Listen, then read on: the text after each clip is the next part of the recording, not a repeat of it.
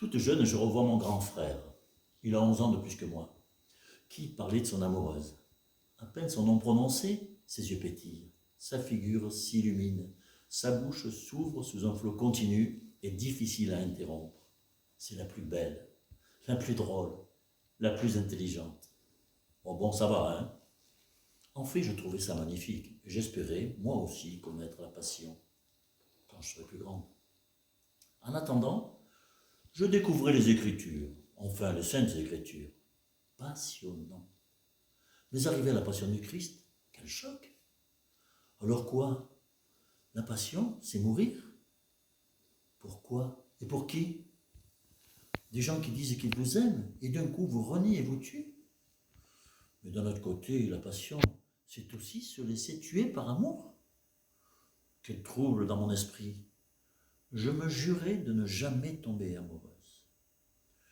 Mais la vie est ainsi faite et un jour, à mon tour, mon cœur s'est mis à battre, plus que de raison, à la vie de celui qui devint l'homme de ma vie. Il est merveilleux, beau, grand, puissant. Il m'aime un peu, à la folie, passionnément. Et moi je l'aime. Nous faisons tout ensemble. Quel bonheur de tout partager. Les nouveaux lieux découverts, les mêmes voyages, les mêmes jeux, quelquefois les mêmes livres.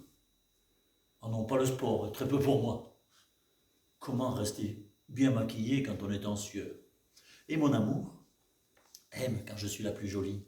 Il rigole et se rengorge quand il voit les yeux de ses copains, dans les yeux de ses copains, cette flamme de désir. Ah. Et là, il me serre encore plus fort dans ses bras. Oui, je suis à lui, rien qu'à lui. Tout le monde me dit, mais tu as de la chance d'être aimé aussi passionnément. Ah oui, bien sûr, mais j'aimerais de temps en temps aller me promener seul. Mais non, il faut l'accompagner partout, mon amour. C'est un peu et même beaucoup étouffant. D'autant qu'il n'est pas question que je travaille. Ça me fatiguerait, mon amour aime tellement que je sois à la maison lorsqu'il rentre du travail. Et là, il aime me faire une surprise. Pourtant, une seule fois, je suis parti et je suis rentré un peu tard, après lui. Où étais-tu? Qu'as-tu fait? T'es parti combien de temps? Avec qui? Mais réponds, parle, traîner. Ne crie pas, mon amour. Laisse-moi parler. Je vais te dire, mon amour, je suis allé me promener. Et... avec qui? Espèce de pouf! Mais toute seule, mon amour. Oui, oui, toute seule, je t'en prie. Crois-moi. Toute seule, mon amour. Ne crie pas, je t'en prie, mon amour. Blanc. Long couloir blanc. Lumière. Hello, Jésus. Moi aussi, il m'aimait avec passion. Françoise.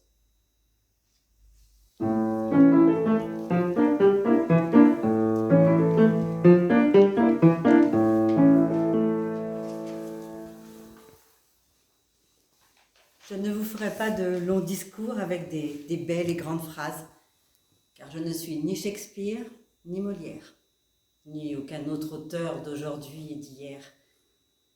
Mais c'est avec mes mots à moi, mes mots simples, mes mots parfois enfantins, que je prends ma plume, ou plutôt mon stylo.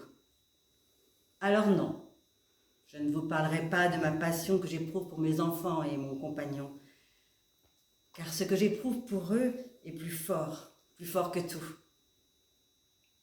Ne pas vouloir en parler, est-ce un tort? Je ne crois pas, car mes sentiments sont personnels. Je les garde égoïstement. Est-ce intentionnel? Bien sûr. Mais parlons d'autre chose. Parlons de ma passion du théâtre, si j'ose.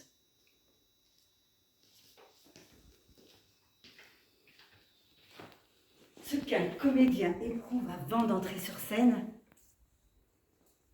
on ne peut le décrire en un seul mot.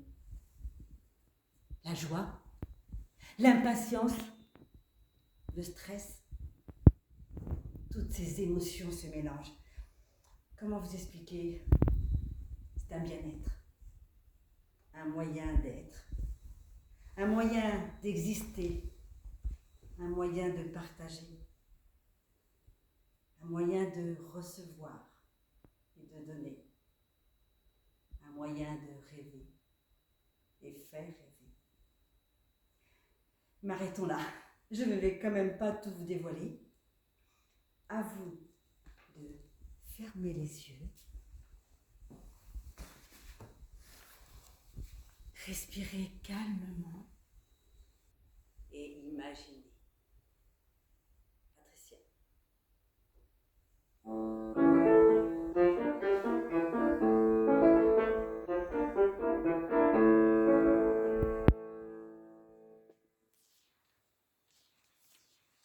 De prime abord, il m'a semblé aisé de parler d'une passion. Et puis, en y réfléchissant, une question s'est imposée. Quelle passion? Les églises, les musées, les spectacles, les restaurants, l'architecture? En fait, ces passions n'en sont qu'une. Paris, ma ville. Paris, mon amour. Mon Paris. Avec ses théâtres, ses spectacles, ses églises. Ah, ces églises, quelle beauté! Nichées au coin d'une rue anonyme ou fièrement plantées sur un promontoire, dédiées à un saint ou à une époque. Celle de Notre-Dame du Travail, par exemple, construite avec les matériaux de l'exposition universelle, un chef-d'œuvre. Une ambiance particulière, accueillante et paisible. Celle de Saint-Germain-des-Prés, restaurée de ses couleurs et protégée de grilles majestueuses. Celle de Saint-Séverin, la plus vieille de Paris, cachée à l'ombre de Notre-Dame. Passer son porche pour écouter un concert ou une chorale est toujours un moment particulier. On se sent transporté, vraiment. Notre-Dame, bien sûr. Prendre la file d'attente pour y entrer ou y admirer un son et lumière sur sa façade reste un moment unique. Que dire des musées? Se perdre dans les couloirs de la cité de l'architecture, s'attarder devant les reproductions grandeur nature des lieux de culte de notre pays. Grandiose. Que dire du musée des arts décoratifs, un lieu où les plus grands noms de la couture française ont exposé leur création à travers le temps. Le Grand Palais, grandiose, évidemment. Sa dernière exposition, Pompéi, était époustouflante. Le Petit Palais et son salon de thé dans le jardin, un enchantement. Prendre un thé après en avoir pris plein les yeux, j'en frémis encore. Paris et sa nuit blanche, Paris et sa nuit des musées. Que de moments, que de souvenirs. Et puis bien sûr, il y a la Seine, ces bateaux-mouches, ces touristes. Avez-vous déjà pris le bateau-bus? Je vous le conseille. Ces escales sont toutes différentes et intéressantes. Descendre quai Saint-Bernard pour y danser, quai des Invalides pour y flâner. Chaque escale mène à un lieu parisien incontournable.